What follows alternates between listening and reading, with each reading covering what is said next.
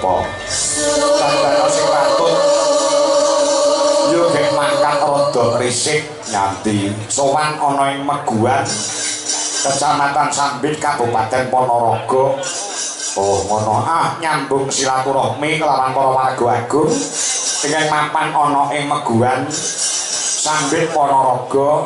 Ya ngono ya nampa dawuh timbalan saka Ibu Kepala Desa menjadi Ibu Endang Sunarwiyati saha panitia sumrambahe para warga masyarakat ing mapan ana ing Meguan Sambit Ponorogo. Oh ngono ya.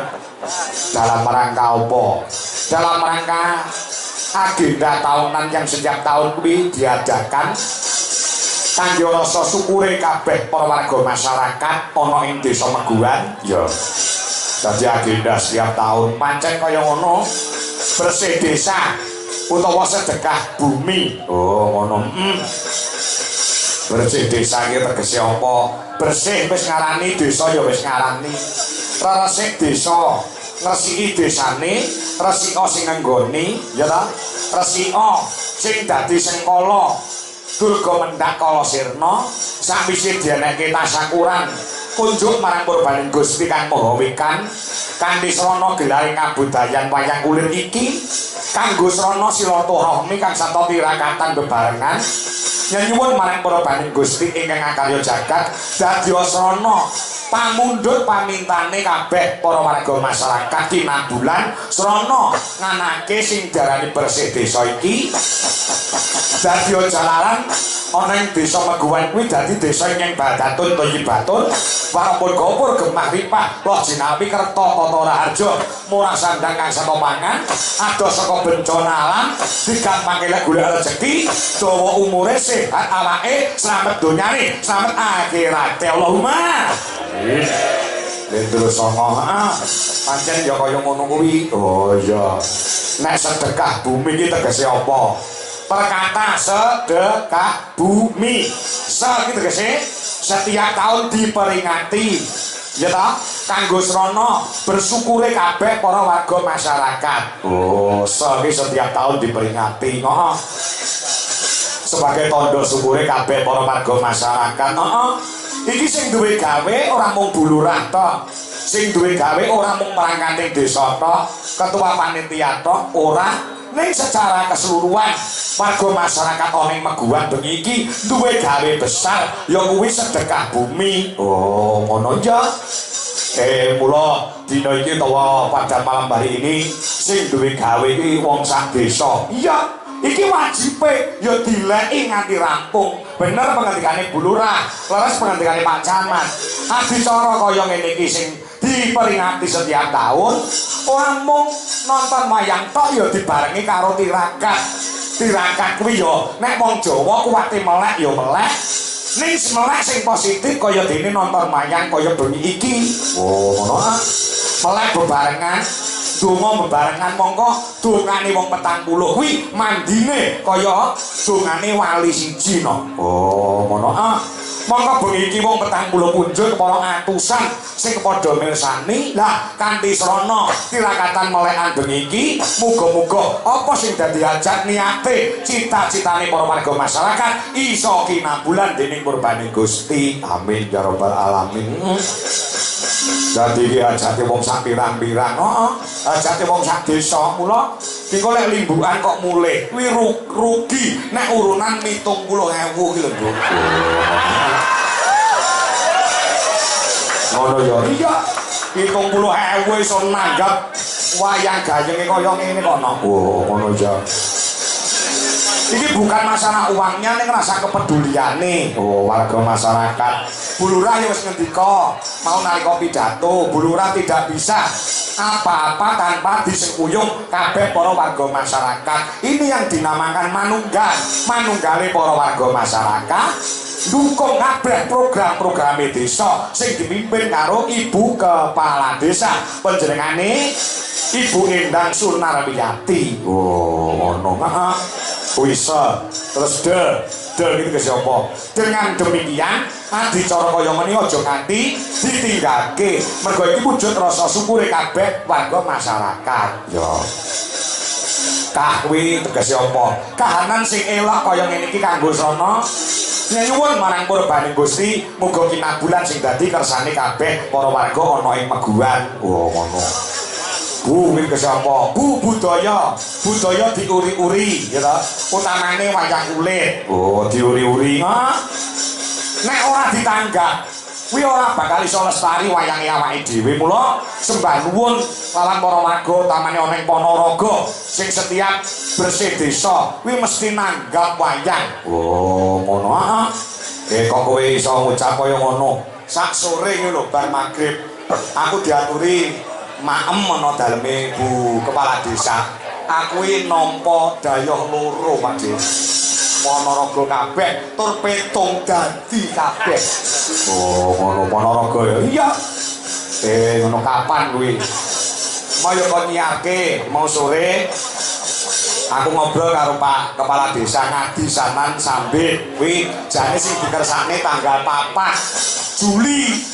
Gandeng tanggal 4 Juli aku wis diboking karo Piyayi Grojogan Brebeg Nganjuk. Pak Ngadi Sanan maring dawuh pun sak longgare Mas Kangko mawon. Oh, ngono sidane maju tanggal 3 Juli sowan ana ing Sambit utawa ana ing Ngadi Sanan. Oh, ngono Terus ana tamu meneh saka ngendi? Pak Lurah Ngrandu Kauman Ponorogo. Petong jane ya tanggal 4 Juli. Ya ora iso.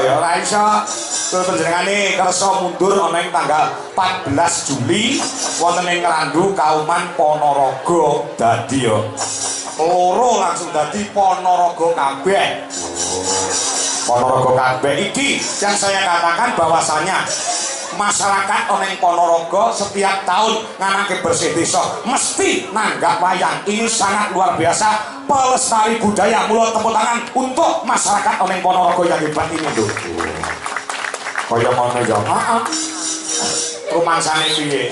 Lurah Ngrandu langsung manjringgo Mas Kangko niki 3 juta. Terus Lurah Ngadi Sanan mungkin kula transfer 3 juta iku ora nggih ngondol niku berapa? Ada ya ya. Tapi sak dodokan untuk loro ki mau ning Ponorogo kabeh. Monggo Ponorogo sanesipun. Lempak iki monggo. Ngono ya. Ya maaf. Ya tadi budaya wayang kulit diuri-uri. Mi yang terakhir ya kuwi minangka dalane awake dhewe kanthi nuju. Lah iki lho. Iki asline awake dhewe iki pilihan kedua kok, Bro. Apa ya? Ya. Bulurah iki wis telepon karo Ki Cahyo Kuntadi. Oh ngono. Mergo Ki Cahyo Kuntadi tindak ning Mekah Al Mukarramah Madinah Al Munawwarah. Tembe tindak haji, ya wekasane langsung telepon awake dhewe. Oh, jane nanggap Ki Cahyo Kuntadi. Kuwi sapa? Aku mbok ya ora kenal kuwi dalan kok dia. Kalau dia ora kenal ya. Ngono terus sembah nuwun ki mau brentek ning Ngadi Sanan. Terus urung engko tanggal 10 Juli. Tanggal 10 Juli kok menyang Ponorogo meneh ana ing Balong, Kecamatan Balong Ponorogo. Oh ngono. Ya terima kasih untuk masyarakat Ponorogo sing wis tresna kelawan budaya, sing wis bisa dadi asrana budayane dhewe wayang kulit tetep ngrembaka. Tetep ditresnani kabeh para warga masyarakat. Pancen ya kaya ngono nok. Ya. Bersih desa, sedekah bumi ana ing warga masyarakat Meguan. Ya. Muga-muga sing wis bersatu iki ditingkatkan, sing wis manunggal iki ditingkatkan ngantarane warga masyarakat, perangkat desa, kepala desa, lembaga desa dan lain-lain untuk selalu menjaga persatuan dan kesatuan sehingga Meguan menjadi desa percontohan di Kabupaten Ponorogo. Amin. Ya Rabbal alamin. Ya. Ngono ya. Iki diaturke apa mestine? Ya. Hajate bengi iki apa? Ya. Niate apa wis tak aturke bakune ndedonga bebarengan. muga-muga berkah barokah saka ngarsane Gusti ingkang ngangkat jagat dilimpahkan ke seluruh warga masyarakat lan perangkating desa saengga dadi jalaran desa ing gemarimpah loh jinawi karo tata harjo amin ya rabbal alamin.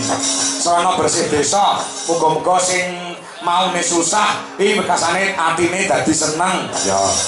Sing maune lara utawa kena penyakit muga-muga bar bersih desa kuwi diparingi tombo iso waluya temah jati temah nirmala waras sehat walafiat ya. Sumring entuk jodoh muga-muga ndang diparingi jodoh ya. Sing jek nganggur urung duwe gawean muga-muga ndang diparingi pedamelan jumbuh lawan kabisane. Oh ngono ah. Iya sing duwe utang muga-muga sing utange lali kabeh amin. Utang kok lali ya ana sing ngono kuwi. Oh ngono ha. Pakune terima kasih yang sebesar-besarnya untuk warga masyarakat ya. Rahayu sedayanipun selamat barokah ya. Allahumma sholli wa sallim ala sayyidina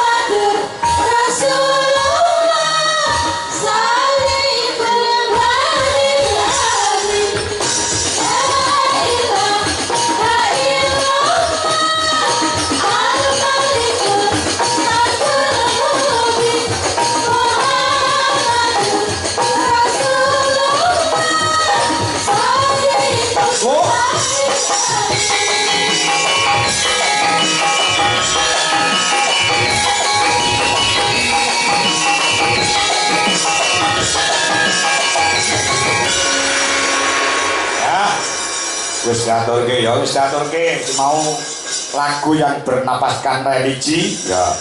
Ngono ya, rukun Islam. Ya, matur nuwun mergo iki pentase ning Ponorogo. Iki utamane ana ning warga Meguan. Oh, ngono. Ya. Sembah nuwun untuk para tamu undangan sing pareng rawuh. Ya, Nduk, iki utamane saka Kepala Dinas PMD Kabupaten Ponorogo, panjenengan Bapak Haji Tony Sumarsono SS MSI. Malam ini uga kepareng rawuh. Oh, ngono ya. Datang kantun Wakil Ketua DPRD Ponorogo panjenengan Pak Pamuji ya kepareng rawuh. Ya. Forkopimka ya. Kecamatan Sambit ya kepareng rawuh uga mau Pak Lurah yang paring dawuh ya. Pak Camat ya, Pak Camat Pandan Ramil, Pak Kapolsek ya kepareng rawuh ya. Uga kepala desa sewilayah Kecamatan Sambit ya bengi kepareng rawuh, ngaturaken sugeng rawuh ya, ngaturaken sugeng lenggah, sugeng Amir Sani ya. Ya ngono ya ya. Nek ora menutup mata nek Ponorogo kuwi sing sering pintas ana kene adiku Nduk Mas Cahyo Kuntadi. Wo ngono ya. Awake dhewe kulinane ning daerah Nganjuk sing kerep lah ya. Ning alhamdulillah tahun ini awake dhewe sawetara sawise ndek wingi ana ing Parajekan delalah ana ing adesanan ya pengin awake dhewe iso kelakon insyaallah muga-muga mengko iso nulari lurah-lurah liyane ana ing Ponorogo. Oh iya ya ya ya ya kesoke dawuh ya. Saiki ana bintang tamune ana Mas Gareng saka Wonosobo. Oh, Wonosobo ya. Iki wajah baru ning Ponorogo. Ya. Ponorogo iki dijajah karo Gareng Tralala. Ya. Terus Gareng Jajah. Ya. Gareng Sumar Bagyo Semarang. Lah iki Gareng sing lagi pisanan mlebu ana ing wewengkon Ponorogo. Awas, boleh nganti ora lucu tak bom. Ojo lho ora. Iki lagi manten anyar lho. Apa iya? Ya. Areng iki lagi manten anyar mulai ya rada semangat-semangate luar biasa. Nah. Yo terang nundung ndak dong. Yo serapat biasane to. Ramban beko jogete. Ya. Nonton jogete sik Nduk Mas Gareng Widi saka Ponorogo. Yo anu saka Wonosobo. Yo dadah.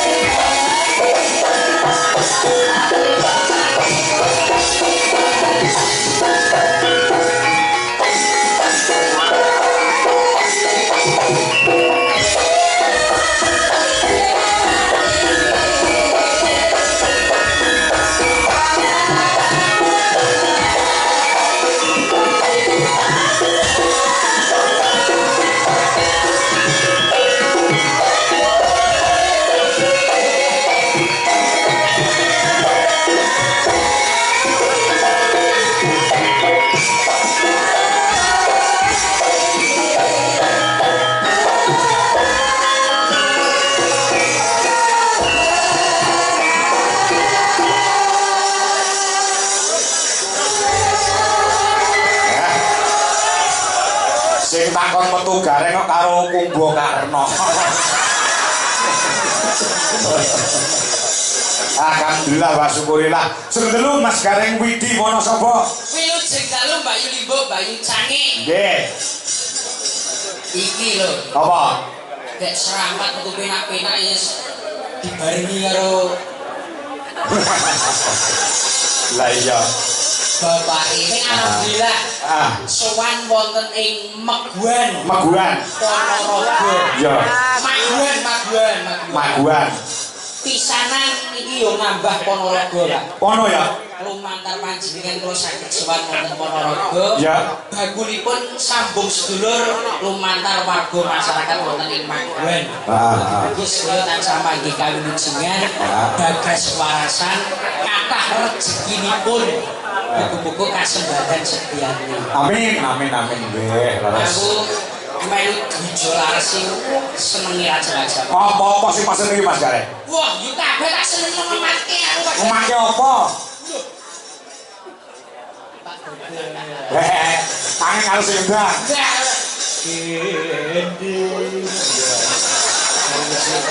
Tondo mimitane ringgit temen. Ya, mau kok metu nyatane. Ya, metu. Gone beda karo gonaku. Gonamu piye? Ana sapa ono? Angger talu wis biasa nang ya rada kulon. Tung tang dandang.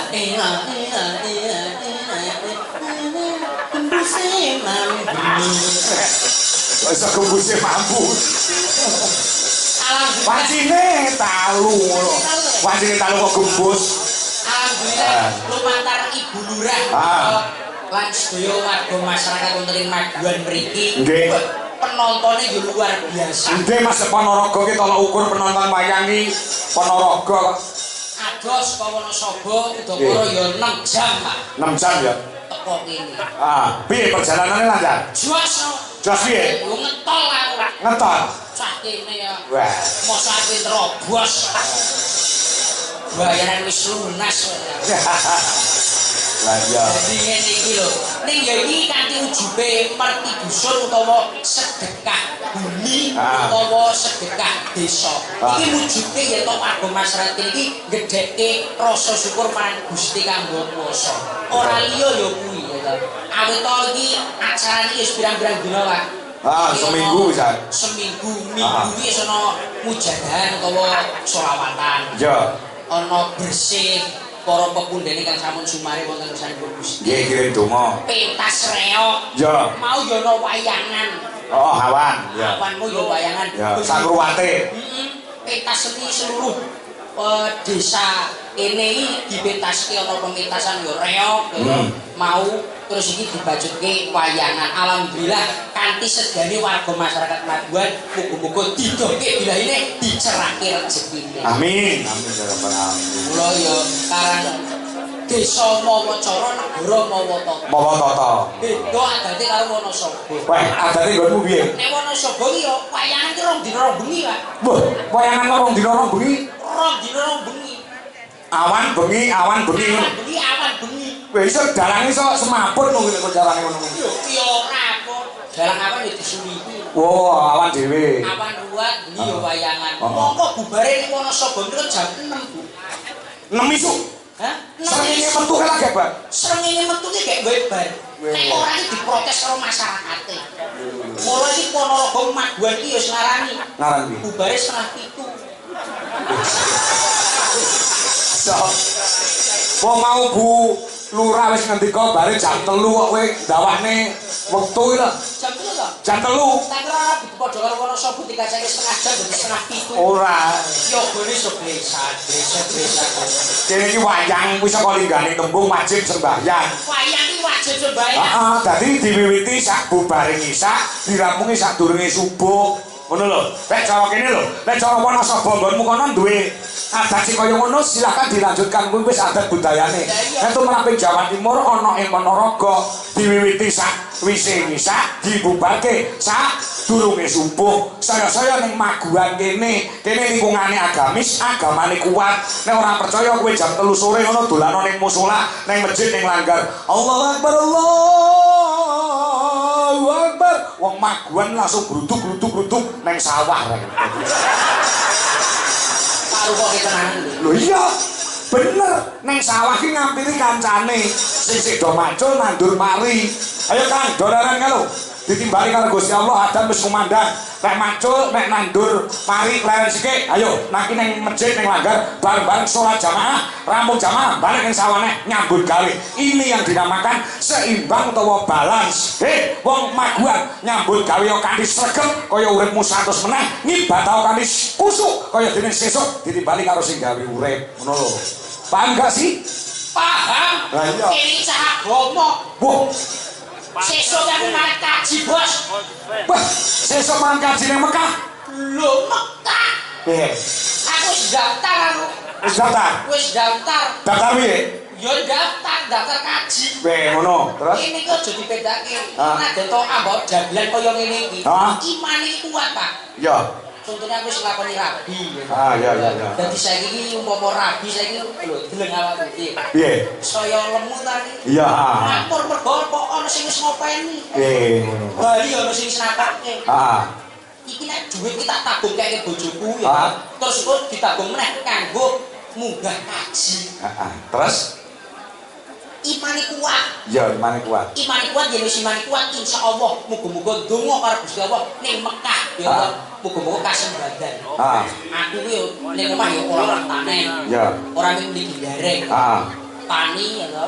Yo dadi pejabat ning kelurahan. Ning desa. Wonosobo. Dadi apa ning desamu? Bagian penting Bos. Penting apa? Ditempeli. Apa? Ditempeli. Ditempeli apa? Di surat-surat iki cara kene buka des tanda tangan iku kudune ditempeli. Oh, iya di tok ngono ya. Ayo. Iya. Suarane wis ditok ngono. Wis enek suarane. Yung. Beda-beda. Besok le iso munggah kaji tenan, ora haji mabrur jenenge. Lah ngopo? Haji sokeh. Lah kok ngopo? Sokongane wong akeh. Mergo ditanggapi wong pirang-pirang melu dalang akeh, diklumpukke disokong wong akeh, kowe dadi kaji ora mabrur ning kaji sokeh. Aku barang isuk ya ngono. Cahyamu tadi ya ra mabrur, sokeh ya an mergo. Sokongane wong akeh. Kaji iki kan neka-neka, enek kaji wahyu. Ngopo kuwi? Mergo sawahe payu. Arep ngaji to sawah. Heeh. Kaji wahyu. Enek nggonku begenggek. Apa? Tobat munggah kaji ning Indonesia balik dadi hajah mutmainah. Lah kok iso? Biyen tau ngemut barang sing kurang genah. Tonggoku ya iya. Piye? Barang kaji iki Bali mah tenger-tenger, Pak. Ngopo? Tekan kono iki jutentek. Heeh. Dadi ning kono mah ya kuwi Apa? mutmainah kuwi. Apa? Bersama majikan. Ora kena ya. Sing ya alhamdulillah sowan wonten mriki alhamdulillah langsung disambut kalian Ibu Lurah. Ibu Lurah, grapian. Pak Wandi ya. Oh, Mbak Wandi. Pak Wandi wis bringosen apike barang salaman kok ditukke apike ngono. Wah iki gedhi banget kita jam-jam. Ayo sing nyungkuyung sedani warga masyarakat kene minangka dadi tokoh masyarakat. Iya, sing njaluk lakon pokoke kudu wahyu toh jali yo Mbak Wandi kuwi. Pak Wandi. Ora kena dinyang pokoke. Lakon kudu toh jali. Lah mung wahyu katon temane sedo iso doro. Ora lakon jan kaya limbayari dhewe. Mbak Wandi kae. Karang yo mau yo ngendikan karo aku. Apa? Kaya ngene entek atusan yuta. Sik tombok. Monggo ora request Mbak Wandi. Request apa? Wuyung karo ijine ditayuti. Oh, ngono. Ya, lagi wis. Ya, wis. Penggemar wayang kata yang sami mirsani. Nggih. Sekarang yo aku ora dhewe. Ora dhewe.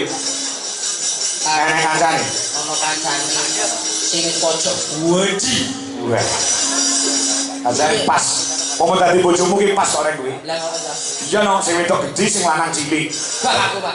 Dadi lek malam Jumat ngono kaya tahu temu pang biting. Bak aku nek karo wong gede-gede. Lah ngopo? Keplepak aku. Lah kok iso Dijokke entek. lepakan. Yo ane Mbak Tati kita Terus.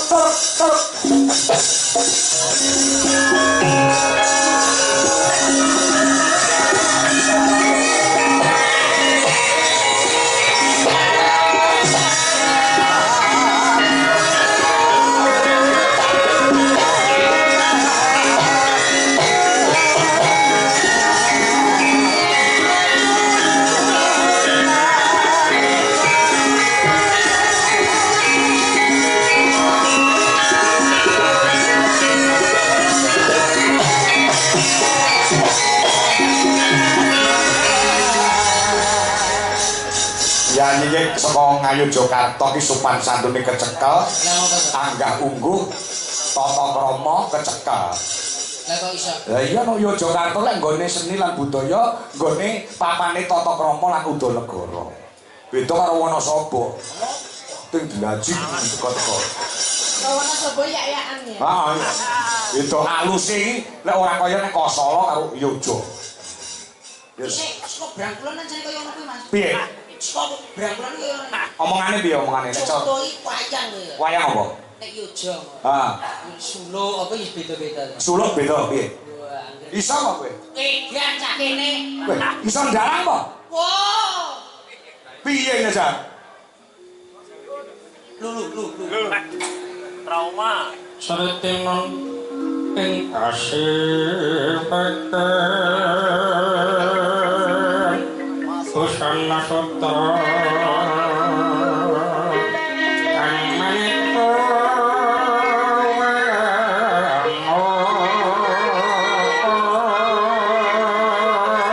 Kuwi nek Yojo.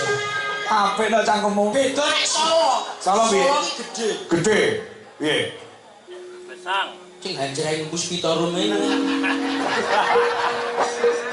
Hanjrang. Anjreng puspita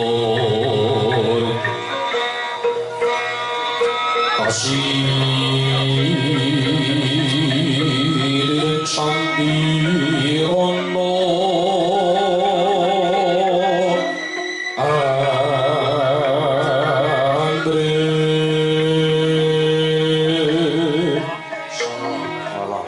Banyumas beda. Banyumas beda. Beda. Piye Banyumas? Gagak tiro kaki ini dia leng-leng ramyan ingkang sasongko wayang yo Karo sing iya. Ulu. Ulu kok diwiryo. Oh iya. Kuwi nek Banyumas. Lah ngendi nek? Wes ning telu iki joglo Mas iki. Oh iya, Jogja Solo Banyumas. Nonton Mas. Luar biasa ya. Pendukunge iki Ulu nih. Saja wah. Jane nuwun sewu lho, suarane apik ya Cak ya iki ya. Jogja ya apik, Solo ya apik, terus Banyumas ya apik. Ambak nuwun sewu cangkem kaya WC ngono apik ya. Wah, jenenge dagelan. Lah apa? Dagelan iki abot. Abot apane? Lho, sampeyan ra menghormati sing nanggap. Nek dagelan iki menghormati sing nanggap. Begini. Lho, ambak kaya ngene marep ditangkap yo marep kon penonton. Ah. Kaya ngene ora lucu solo tipes. Wes sampeyan kok ditangkap mah marep rono. Ha. Ngopo? Lah piye? Jalan iki apa to? Jalan dasar gawean ringan tur bayar larang. Oh, pinten pakakop sing enten mawon. Nyatane yo Mas angel dinyan sampean. Lah pancen yo dalang ki yo kudu gelem ra gelem enek penyanyi sing dan apik-apik ayu-ayu. Gelem ra gelem yo ngedep debok. Iki lho malah ngedep debok ra ragat. Kowe jajal ngedep tati. Oh. Lho, Iki karepe jane do piye to? Aku ki kan aku linggo. Ngadeg diteke kok dinake wae maksude piye? Sosok. Kuwi Senen ana ting. umpamane nek kowe saka lenggo tak deke terus tak nake wae piye? Ayo. lho. Bodar ora kowe. Wes saiki pikiran ae. Pikiran kuwi omongane tati iki bener. Kowe nek lungguh piye Din Mari? Saka linggo ngadeg terus dinake wae piye? Lho, Nek go tak deke tok tak nake wae piye? aku wis kulino karo bojoku kaya ngono ki. Angger aku wis ngadeg dibeke manggo suntik-suntikan nggo dolanan. Ayo nek jenenge aku wis batok ngadeg ki rak yo piye kok mati? Aja kaya ngono ya. Maksude kalian dadi sapa? Diajak garwanku. Pripun kampus? Kakus sing ngerti ra? Kakung sing bagus disingkat kakus. Opo kok wis kaya banget. Ora tak kanggo. Apa? Niki ajeng dadi bojoku lho. Heeh. Bojone kaya ngene iki. Ah. Kula gedine semene. Iya. Ah, ngugur keritok iki. Aja kok anu Kene ta Ini gur semene iki nggo wae kontak. Pak. Apa? Cilik ora apa-apa, Pak. Apa? Cilik sing penting atos bangane kok gedhe amem. Kamu yo.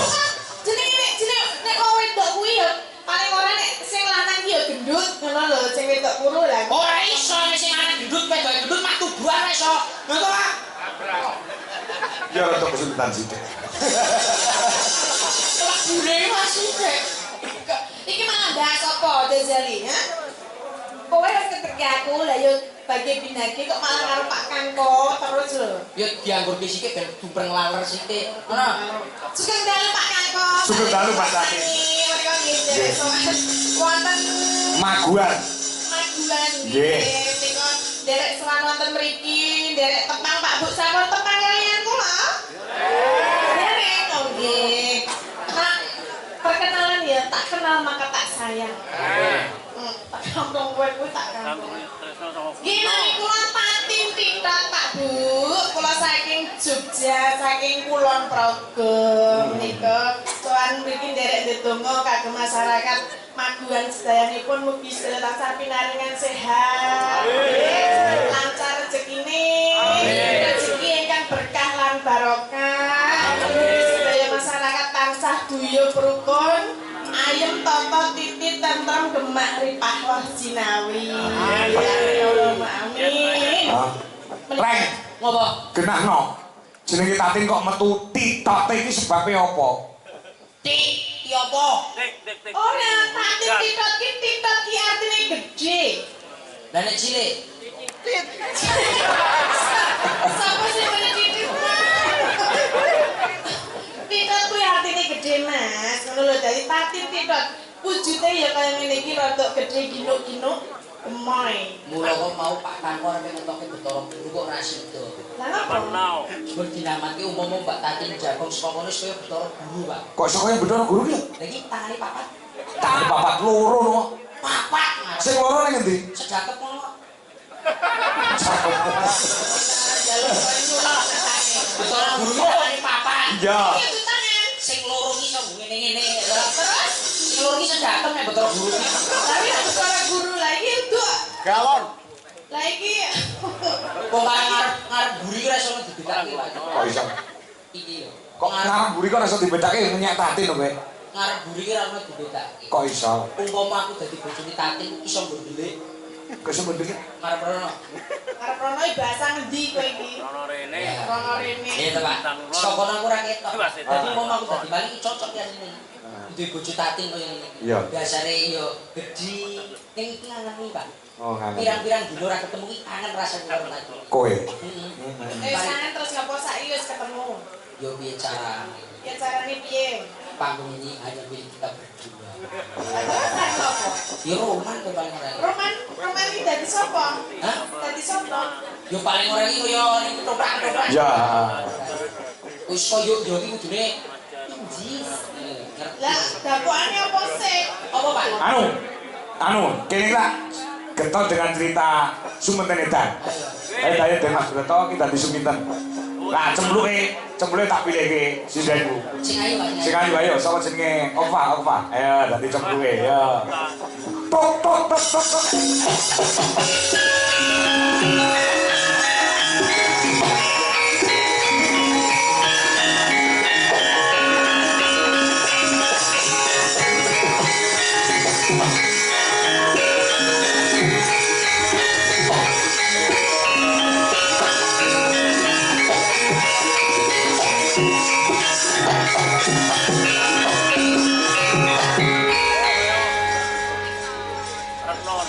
Ngomong kok ilang-ilinge ya, Reng? Kowe ora taruh wong e. Bar delok iki Hah? terus iki bedane akeh banget. Bedane apa? Dhuwur lencer kuning, Hah? corone dadi bojo cocok iki, Pak. Hah? Memperbaiki keturunan. Ngam. Anake mesti apike Pak anake. Apik. Omahku sapa iki jenenge? Okva. Apa? Okva. Okva ya. Ah. Jos. Ah. Anake mesti ireng putih. Ya Allah, teling. Kok Jibran? Diajen. Iki berarti kan Pak iki. Suminten. Suminten iki dari kenal. Ning kowe mau mergo kowe gadah tresna karo jemplo. Berarti cemploknya ketemu kok. Iya. Aku tak kan ngomong Cemplok nunggu sih. Plok, ayo plok, nunggu sih. Ayo, Bro. Kowe ora. Jonas Broto iki digantung karo Suminten.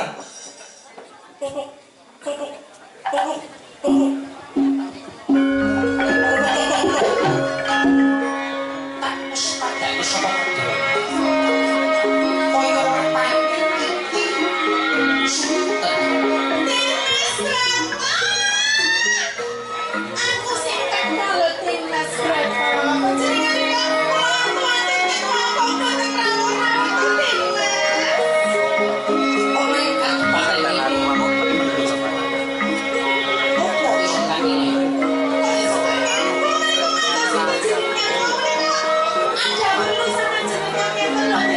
Ora perlu opo. Iya, Pak perlu ya. Nanti saya iki kok nanti bahasa Inggris apa? Ngidek.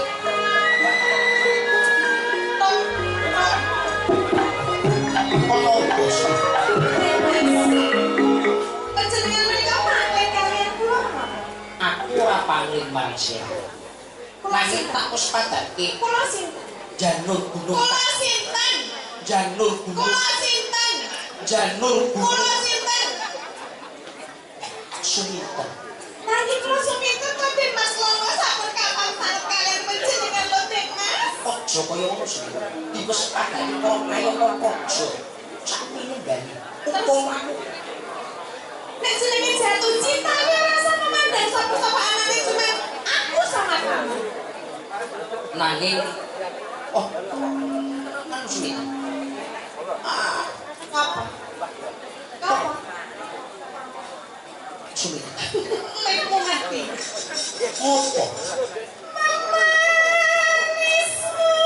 Ya, sing gantung sing wedok ya.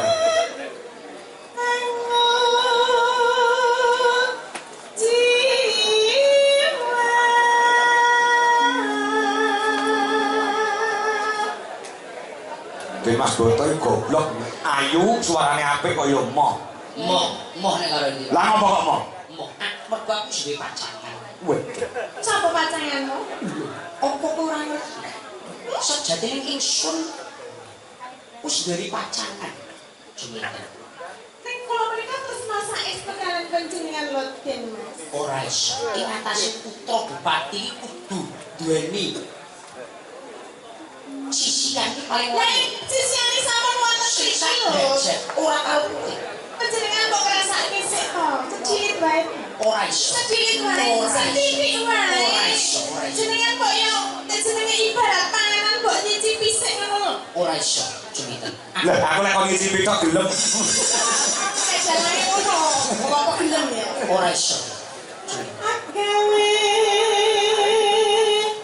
ruciting gawe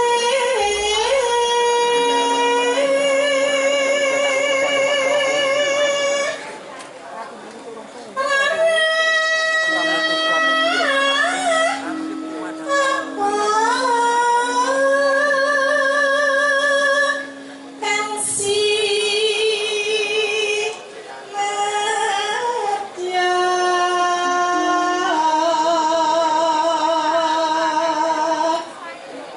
Mas, panjenengan napa boten mesakaken kaliyan kula Paten Mas? Ora. Kula menika sampun dandang kawet wau demi untuk menemuimu. Apakah kamu cinta sama aku? I love you. Opo? Aku terserah kalian panjenengan. Ora iso.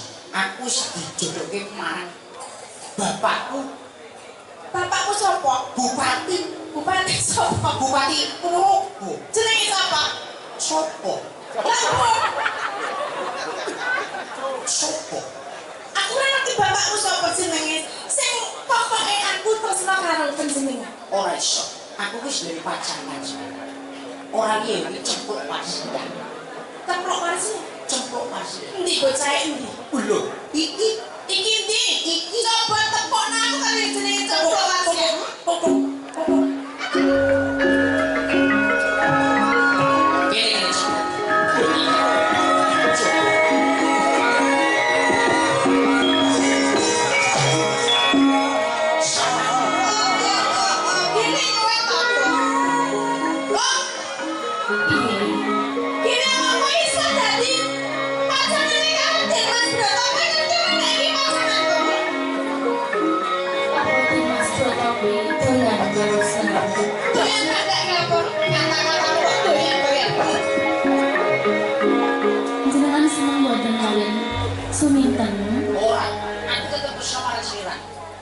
doyan ki bareng koyo ngono.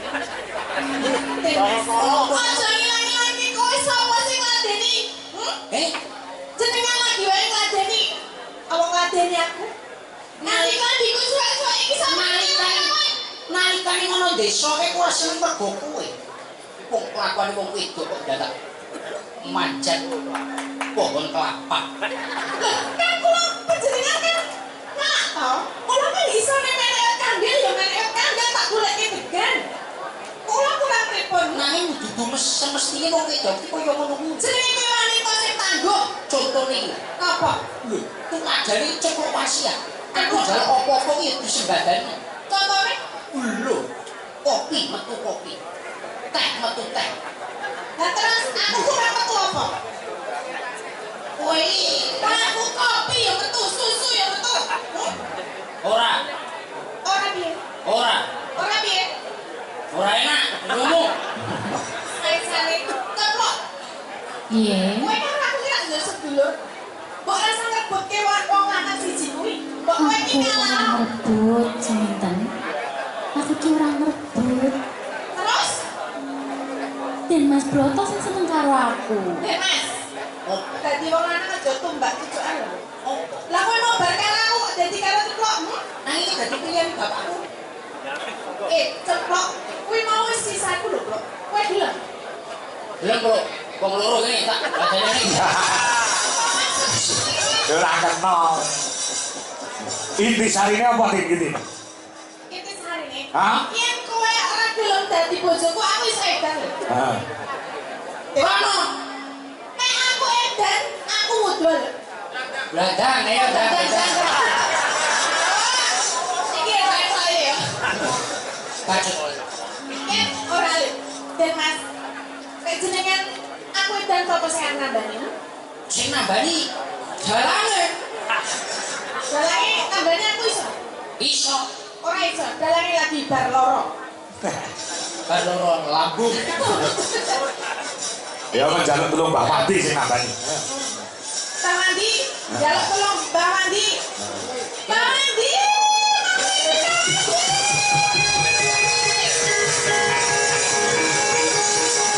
Bawati. Mbak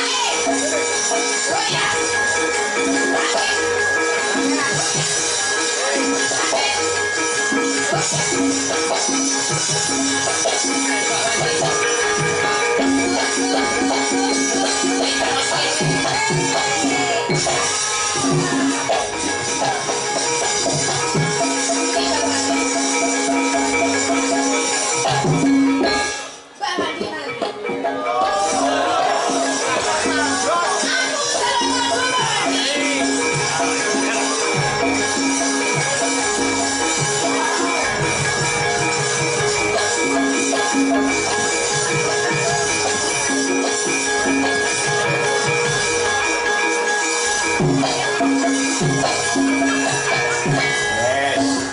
Suwo.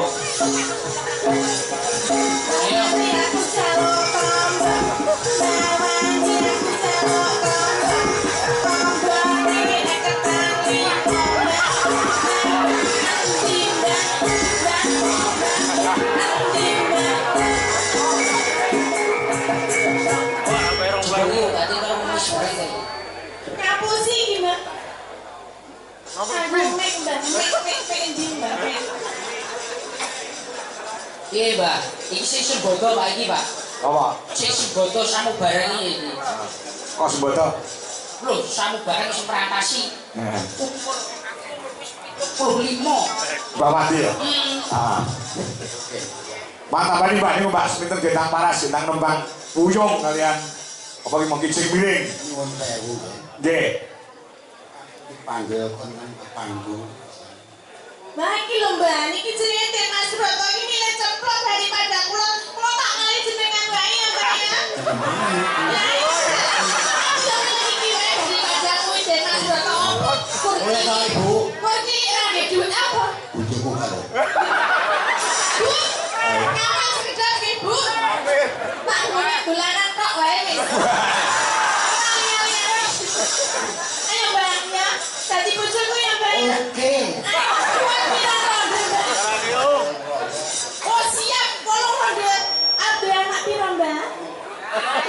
Mbak, Mbak, kira-kira isi apa Mbak? Lah jamune apa Mbak? Apa kuwi? Tok jrek. Contoh aku jamune sore ingat Mbak. Sore diombe begini jengat Mbak. Lah aku ngombe dulu.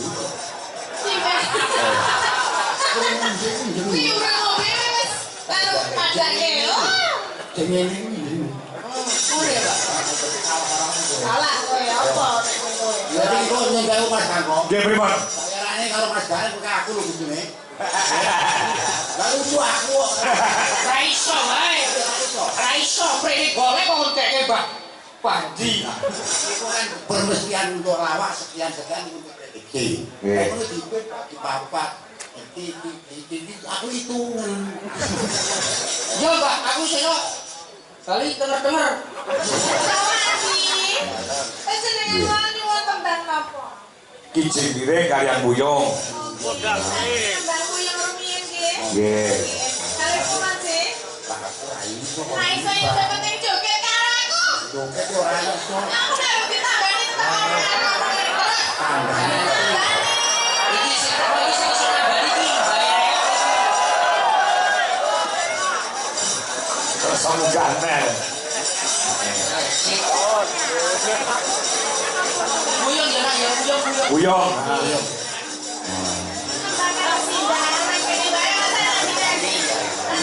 Tembang Mbak Wati. Buyung. Buyung iki bokone piye Mas Gane? Ayo, Bu. Rembulane sumunar. Ayo. Sopo Pak?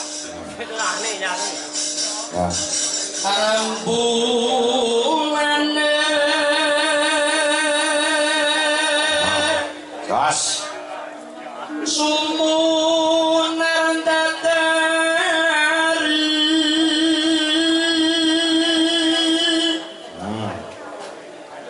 lintang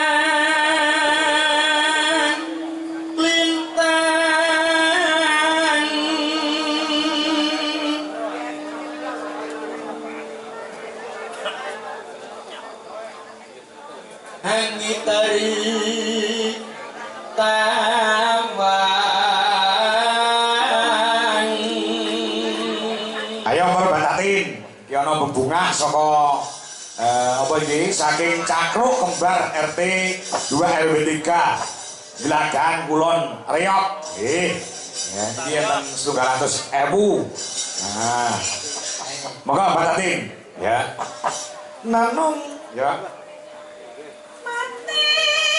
Tapi no.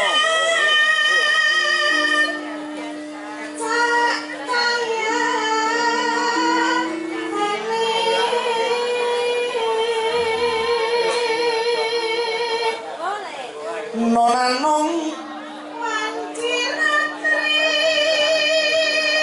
Oh anjar.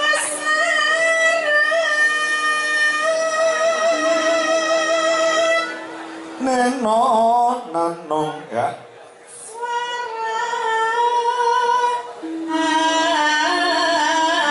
Angin semripit ngidi.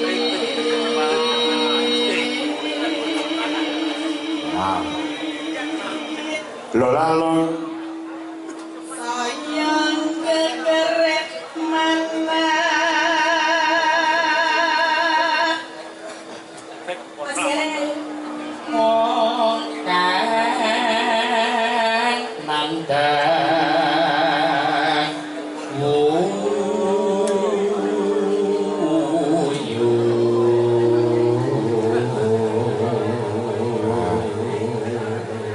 nanong ke taman loro asmara duh kusuma wilangan loro lan sanga lan kali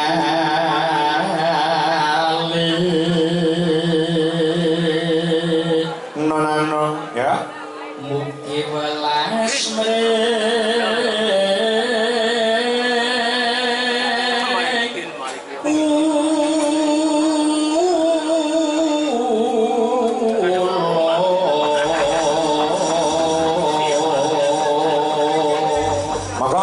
celuk. Nah, Nduk Ova ya kena, Mbak Tatin ya kena, ya.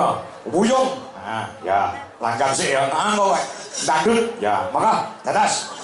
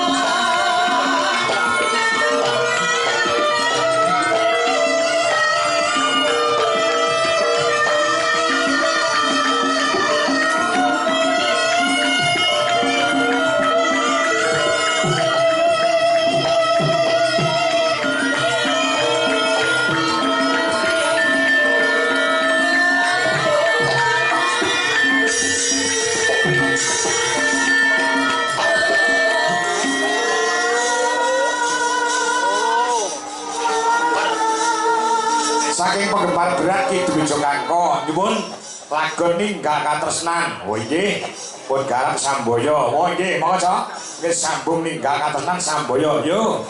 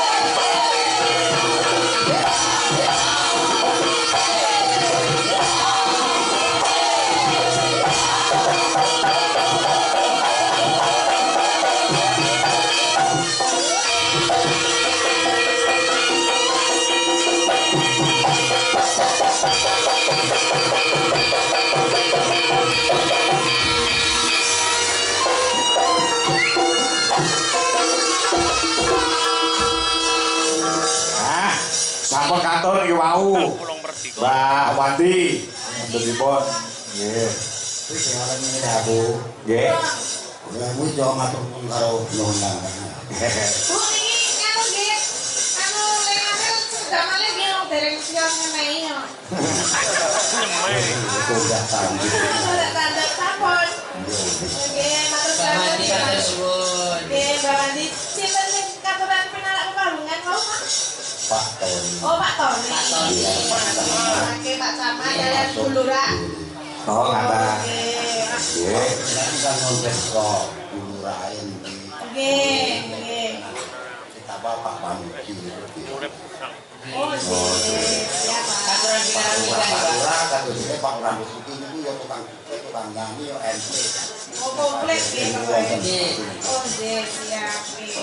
Monggo menawi kepareng tindak panggung Ibu Kepala Desa sinten ingkang di aturi tindak pemanggunan ya wonten Pak Pamuji Nggih. wonten Pak Camat Pak Lurah sing kersa pinarak wonten panggung monggo ngaturan ya untuk berbaur dengan seniman-senimati di Mas Gareng Nggih, Pak. menghibur sedaya warga masyarakat wonten ing Maguan ya Monggo.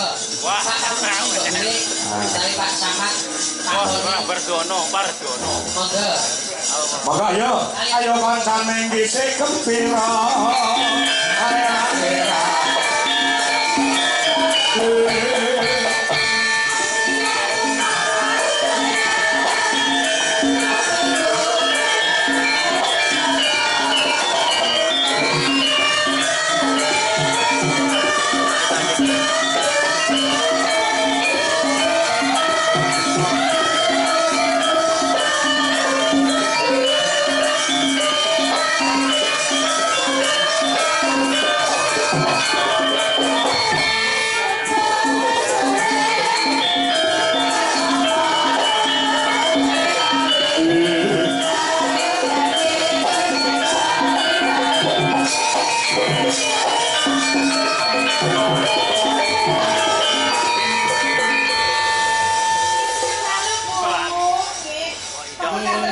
Ibu Sunar. Dari Anko kembali. Wah. Ibu Kades itu sampun kalih periode, Pak. Laras. Purna besok pada bulan September. Nggih. Buku-buku untuk anggenipun ngomong masyarakat. Ini contoh emansipasi wanita. Ya. Nadento dadi wong wedok nek iso memimpin warga masyarakat wonten ing Maguan. Presiden wedok ana. Gubernur wedok ya ana, bupati wedok pirang-pirang, camat wedok, kepala desa wedok pirang-pirang sejajar dengan pria untuk memberikan tanggung jawab memimpin kepada desa. Gitu, Mas. Nah, iki contohnya beliau Ibu Sunarmiyanti. Nggih. Monggo Ibu paring Paling dawuh, Bu. Nggih. Nggih, matur sanget kula wau sampun jembara wonten mriki. Lan menika sampun bergandengan dipun tadi.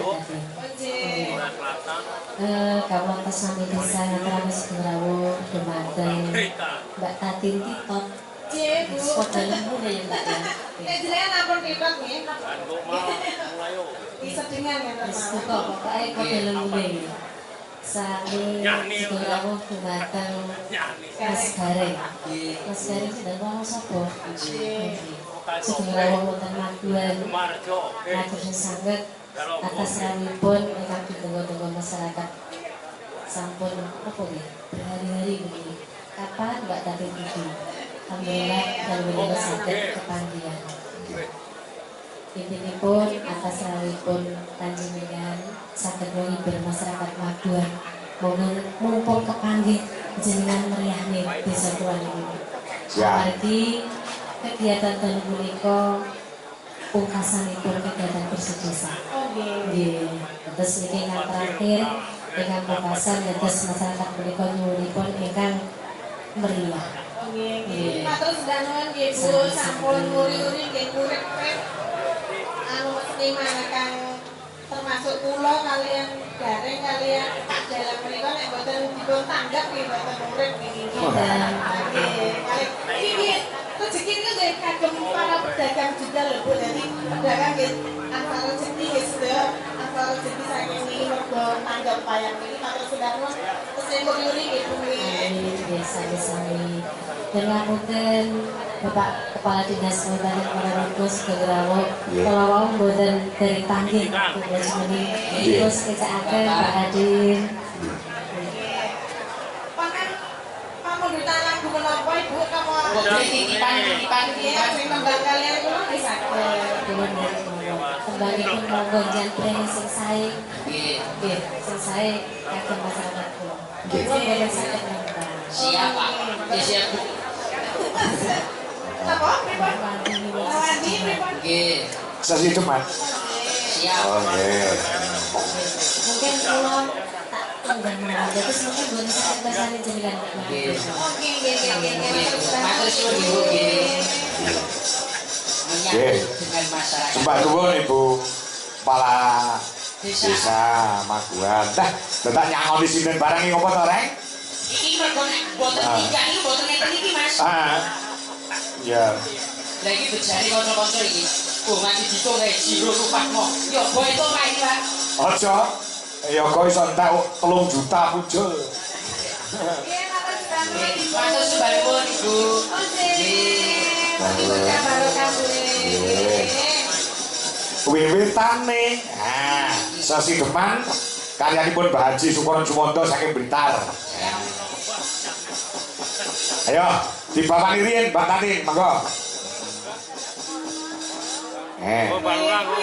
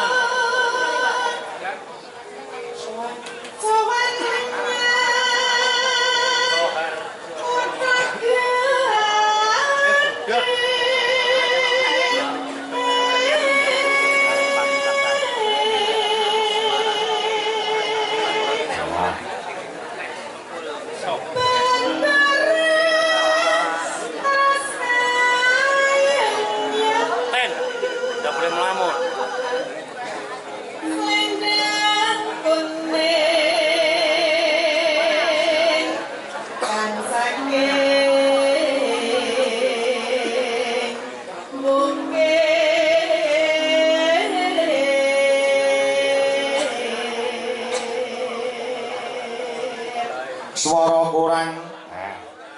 Suara kurang pramana ning wasistan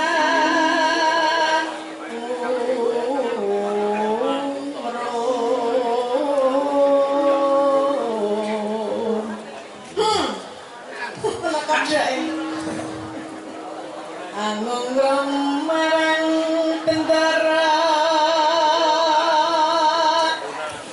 tiang sulesnya pijer mincangake alih Kelas tampan ngendang. Yuk. terus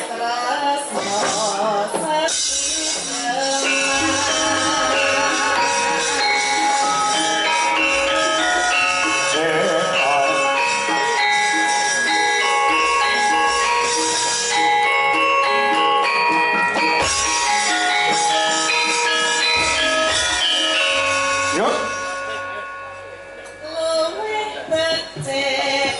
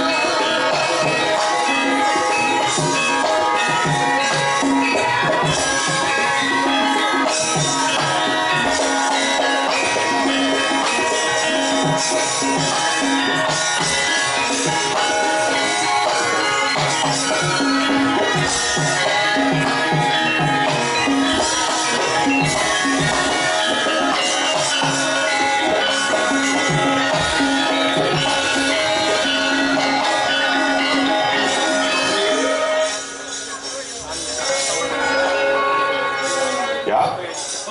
urip tangga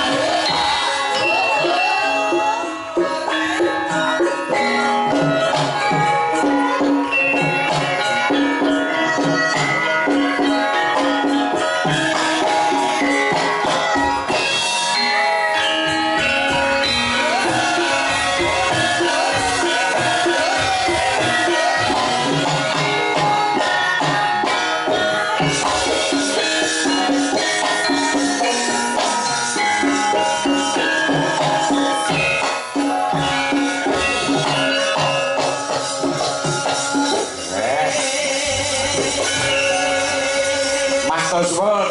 Nah, penaturaken dua permintaan dari Mbak Wati.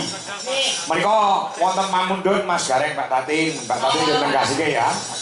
Nggih, assalamualaikum. Waalaikumsalam. Sunarto Pak Inanda. Kengemaman wonten ing Gemolong Sragen derek mirsani wonten ing channel Dwijo Laras Indonesia. Menawi dipun keparaken nyuwun lagut kelinci ucul garap gamelan Bali Pak Kangko. Nggih. Ugi saking Mas Gareng. Nggih. Saking Pak Zani, Pari Kediri ugi monitor. Derek Pungon, terima kasih. Mas Ngadinu, Pondok Ungu penggemar berat ngebiar malih Mas Kangko. Nggih. Nah, benjing tasih ngebiar malih wonten ing Semarang. Lajeng wonten Jombang Mas Ngadinu. Iya sebut kelinci ucul. Ya. Mas Tulus Cikarang, Jawa Barat ugi monitor. Pak nuwun. Ya. Ya terus Mas Gareng. Kelinci ucul. Nggih. Di garap Gamelan Bali. Sinten ingkang badhe Ana Butuwi, ana sapa jenenge kuwi Mbak Wiwi Rawati juga ada Mbak Retno Cumpe. Yo. Ya toke ini digayenge wong iki cara Bali kan. cara Bali. Siras Gedolaras. Ya. Monggo. Punaturaken sedaya pamirsa ing wonten ing Maguan uga dengan wonten ing luar kota juga luar negeri yang pada malam ini menyaksikan lumantar live streaming Dwijo Laras Indonesia. Penonton mencapai 2000 lebih pasang mata Mas. Ya. Monggo pun garap kelinci ucul gamelan Pulau Dewata. Yuk.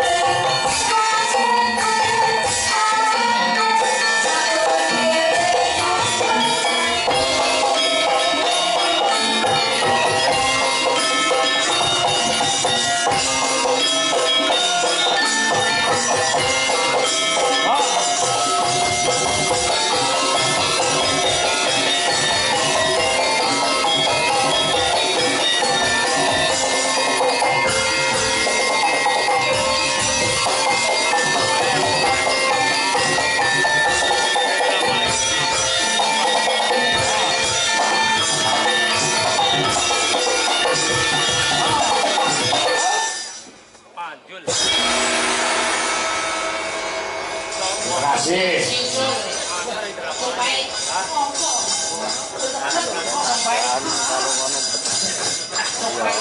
Oke, tasih tunggal Mas pamundhutipun.